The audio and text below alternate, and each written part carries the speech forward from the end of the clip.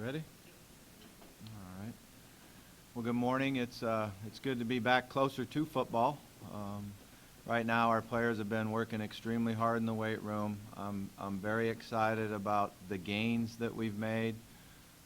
It'll be fun here in a couple of weeks when we do our testing to see just exactly how much stronger and what type of shape we're in. But we've had a number of guys that have lost weight that we've asked them to lose. We've got another number of guys that have gotten bigger and stronger. So it's been a real good summer to this date. Got great staff in there that are very excited about the attitudes of our players and their work ethic.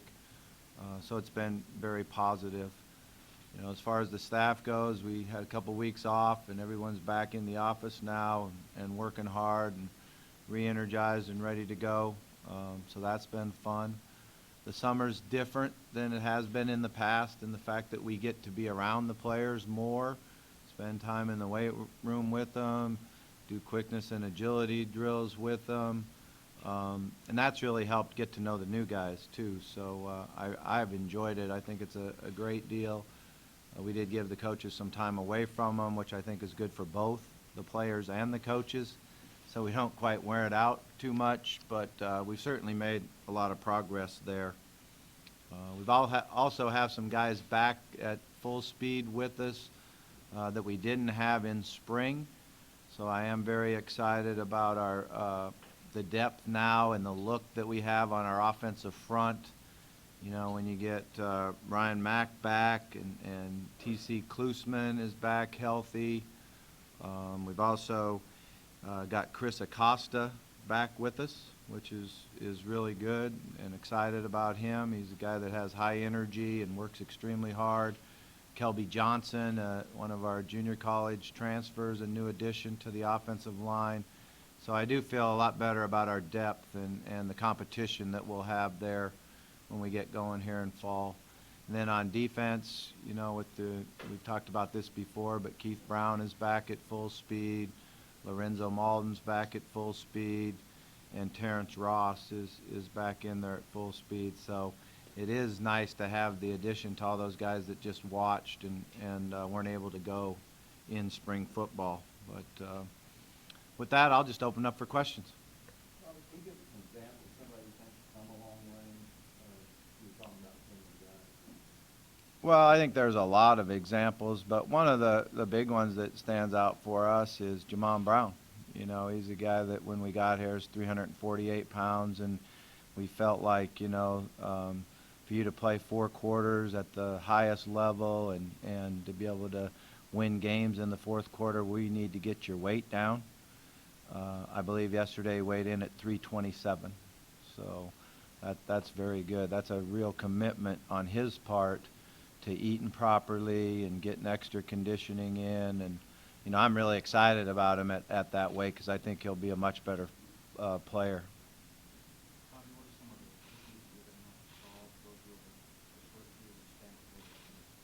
I think we'll have a lot of issues, you know, but when you look at it, obviously quarterback is the number one concern. You know, we're replacing a guy that played the game at a very, very high level. I was excited about the progress we made in spring, but we do have a long way to go, and not only starter, but who's going to be the backup. You know, that's a huge issue for us. Our safety position is a position where we lost 2 guys that started 33 straight games together. At least that's what I'm told. And so we have a lot of experience to replace there. I feel better about the offensive front, but when you come out of spring ball, you're worried about depth there and staying healthy. But usually what happens in camp and getting ready for that first game, a new issue comes up every day. So just have to have a positive attitude and attack each day. How has James Quick responded after he's off the field? Have you been happy with it? Yeah, well, like I said before, I was very disappointed in his decision making and what happened. He has worked extremely hard and has done everything that we've asked him to do with a positive attitude to this point. But we are still evaluating him on a daily basis. So he has done everything that we've asked him to this point.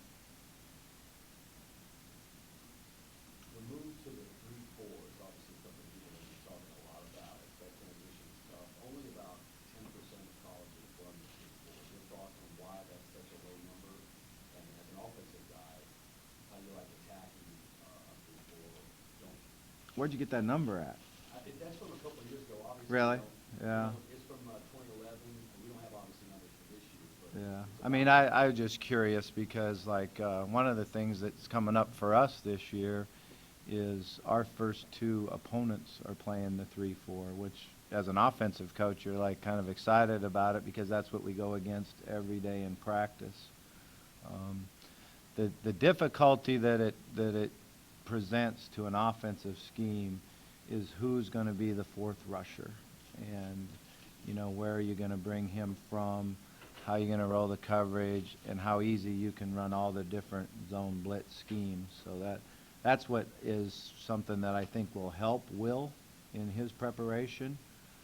Defensively, I'm excited about how our personnel fits into that. When you look at our outside linebackers / defensive end guys, you know, Lorenzo Malden and Mound and Travion Young. We've got the body types, the length and the speed that have the ability to both rush the passer and drop in coverage and play the run. So, you know, it was pretty amazing how when Todd came in here, we already had those outside linebackers in place, because that's really the biggest difference is the ability to put guys in two-point stances that can still rush the passer and help you in coverage. But I've always thought as an offense it presents you a lot of problems just knowing how you're going to protect different things.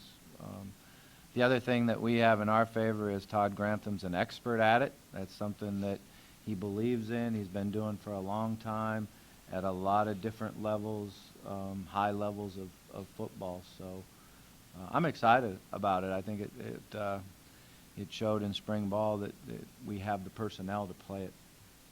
How is your offensive process that they have evolved since the last time you were here? I mean, much difference in you?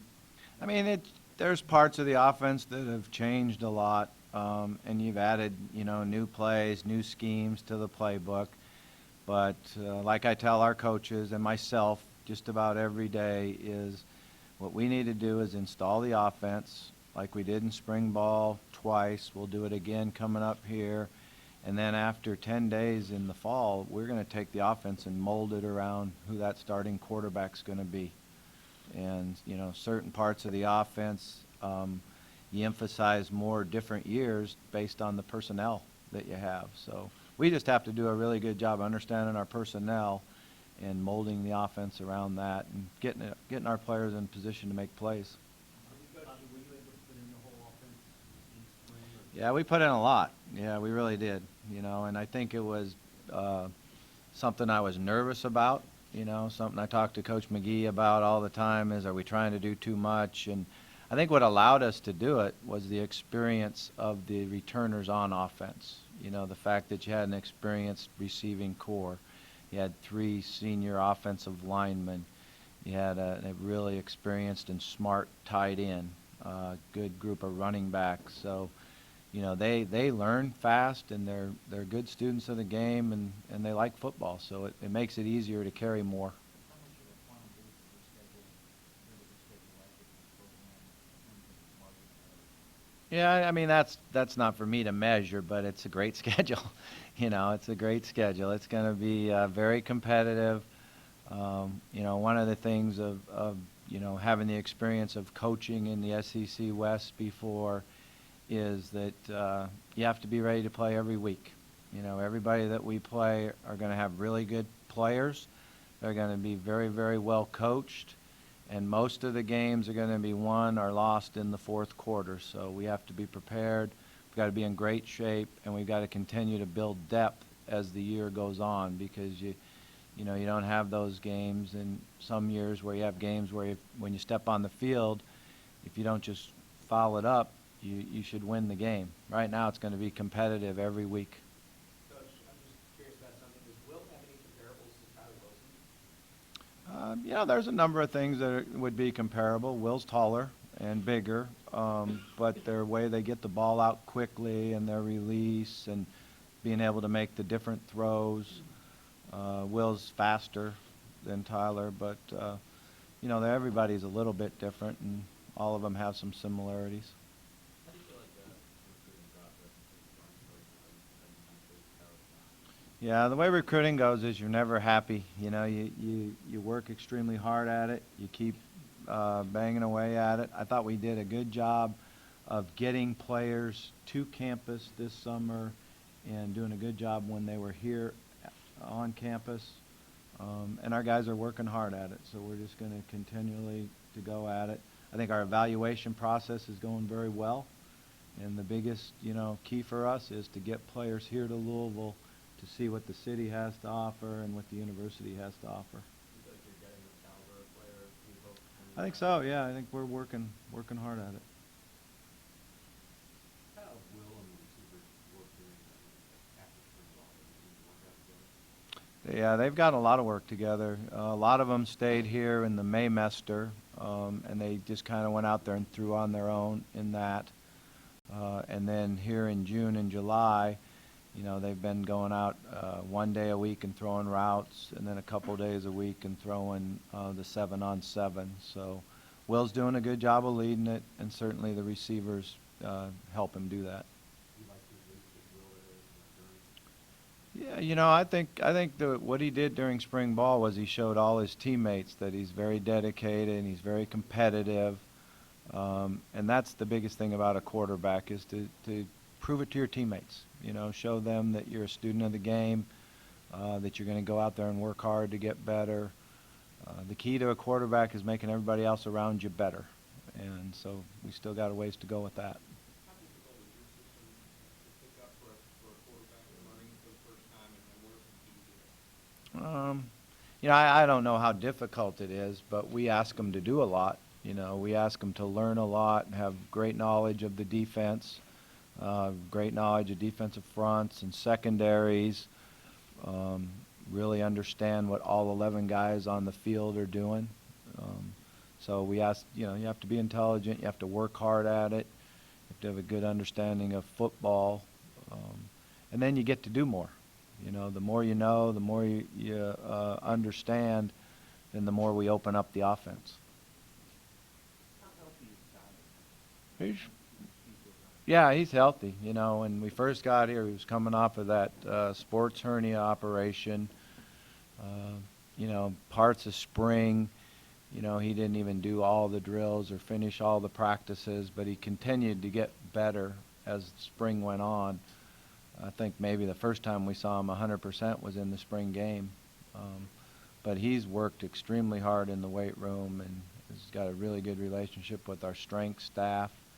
Has been very dedicated over the summer, so it's fun to see that you come up here on a Saturday morning and you walk by and he's down in there lifting on a Saturday morning. So he's really done a good job, in my opinion, of making a commitment and being dedicated.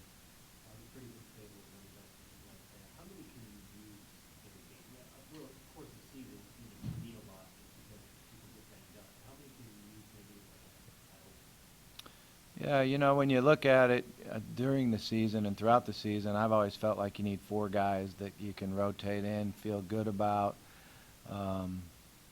Running backs, linebackers, and safeties are the ones that get all the hits and all the collisions. So every now and then they get nicked up and they're not 100%. The next guy steps in and he kind of takes over. And that's kind of how the season goes. But as you go into the first game, we came out of spring really believing in the 3 guys, and then we get 2 guys coming back off of injury. So it'll be fun to see how they fit in and what they add to the package. Michael sent out a picture of him in the number 5 jersey. Is that what he's going to wear? Did he smile? Yeah, he's going to wear number 5. He came to me before spring ball and asked about changing his number. And I said, well, Mike, let's do this. Let's see how you do in spring ball, see how hard you work, see how you play in the spring game, and then let's talk about it after spring ball. So it's a number he's liked. He's wore before. Certainly not going to throw the ball in it. He's going to carry it and, work from the tailback spot. Does it tell you anything about his personality at all that he would take over Teddy Bridgewater's number like that? Yeah, I'll bet you that Michael and myself never even thought about it as taking over Teddy's number. until right before I walked in here, and Rocco said, "Hey, one of the questions you'll probably be asked is about Dyer changing his number." So, you know, and I'll bet you Mike thinks of that as his number. That's just how athletes are. So he wore that when he was, you know, a freshman, and so we really didn't think about that until right now. Devontae Parker's on everybody's lips. He's one of the key star, I think, on the team. Most people are talking about him. You've got big-time receivers before. What's your opinion about him and how he handles? A lot of rumors are that he doesn't use the dorm room much, that he's kind of into his own thing. Your opinion on Devontae Parker and the things that he's got to really have this year? Well, first, I think he's an exceptional talent, and I've been very impressed with everything that he's done to this point. You know, I've had the opportunity to coach a lot of really good wide receivers, and, you know, one at the Jaguars that Jimmy Smith that was, you know, big, strong, fast, catch the ball in his hands. And Devontae's probably the closest guy in college that I've coached to that caliber of a Jimmy Smith. He's quiet. He doesn't talk a lot, you know. His grandma came in, sat down, met with me when I first got the job here, and you know, when you have a grandma call you, first thing you say to yourself is, "Oh no, what does she want?" You know, that's just how you do it. And she came in, and it was great. She just came in and said, "Coach, I'm 100% behind you. Devontae doesn't talk a lot, doesn't tell me a lot what's going on. I just want to know how he's doing in school, how he's doing working, and you know, and really I learned a lot about him from talking to Grandma, and you know how quiet he is, and he's very serious. But when he steps on the practice field, he works extremely hard, and has improved in his craft, you know, since we've gotten here. So I'm impressed with the fact that he knows he's a very good player, and he's had a lot of success, and he still goes out there and works hard every day to get better. So that's impressive to me. Make your job easier inheriting receivers like this in your first year? Certainly, yeah, certainly does. And they're a good group, and they have a lot of pride, and you know, I think they worked extremely hard for us in spring. So roster changing over to 2014, noticed a few changes, especially in weight. One week I think when I've done was running like 20 pounds from last year, didn't sound bad at all. What were the goals that you guys set for like that? Well, what we do is we sit down with our strength staff and each player, and we purchased a bod pod so that you can measure percent of body fat.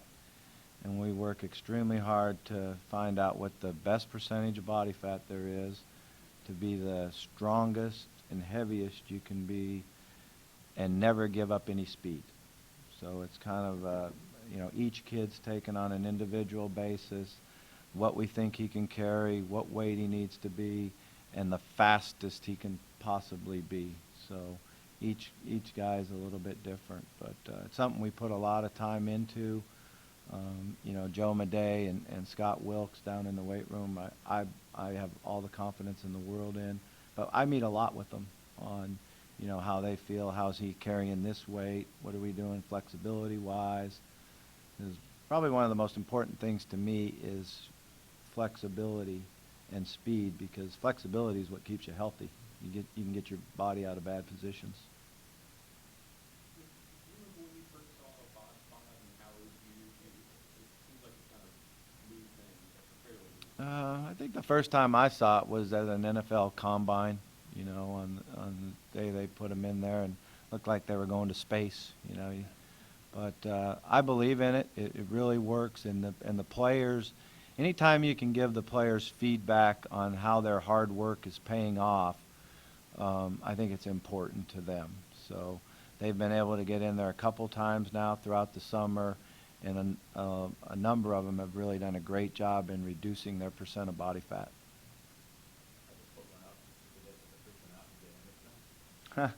Like I said, they feel like they're going to space.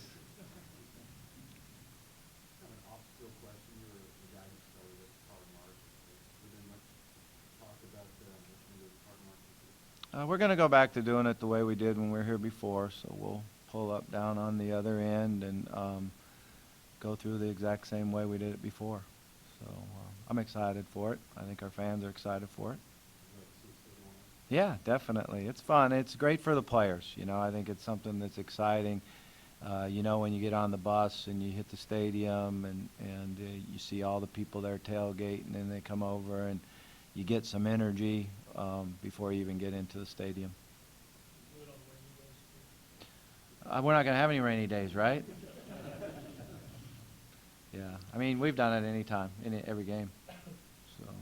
The black uniforms, you talked about it in your initial press conference when you brought those guys out at the pep rally a couple weeks ago. How excited do you think the fans seem to be excited about, the players are excited about it? Yeah, you know, I've told the story before about Coach Huggins and my son when I was driving across the bridge down there off of Breckenridge. I can picture it right now. And my youngest son, Bobby, looked at me and said, "I can't believe Huggins left Cincinnati." And I said, "Why? What's the big deal?" He said, "Their uniforms are tight. I can't believe anyone would leave there." So it just tells you what young people think, and that it is important to what you wear and how you look. And, you know, our first time here in 2006, we were able to have the blackout against West Virginia, which was a big, exciting game. The lights even went out, if you remember. So I don't know if we'll be able to pull that one off on Monday night. But it's a lot of fun, and it's fun to see players get excited and have smiles on their face and then go out and perform well. So as long as we practice hard, I'm behind it. Mike, out you moved to Louisville anytime? Yes, sir. This transition thing, it's not like moving to those areas to tell you what it is. Has it been smooth and just like putting the coat shoes on? Yeah, it's been great. I mean, it's been great. The first time we came out here, you know, I thought I'd be here for a long time, and Coach Coughlin called me, and I didn't want to go. But what you think is, okay, if I don't do this 10 years from now, I'm going to be wondering what would have happened if I went to Jacksonville as a quarterback coach, you know. We looked at a couple different areas to buy houses this last time, and my wife told my daughter about it, and my daughter said, "You can't do that. I need to be able to stop and have dinner on my way home from golf practice." So our area shrunk, and we're right back in the same neighborhood that we were in when I was here as the head coach. So it's really neat, and it's a lot of fun.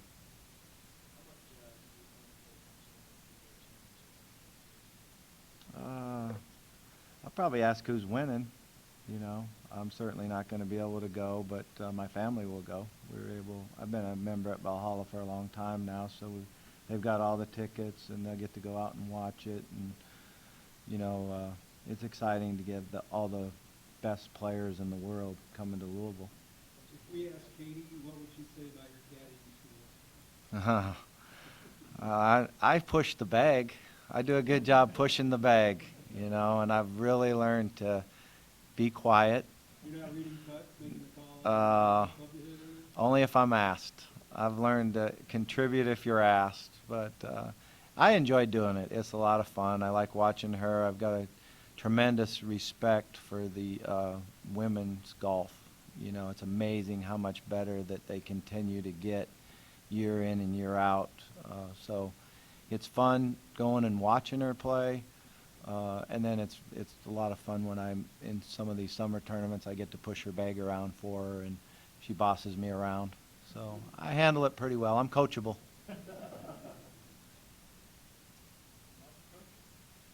All right. Thank you.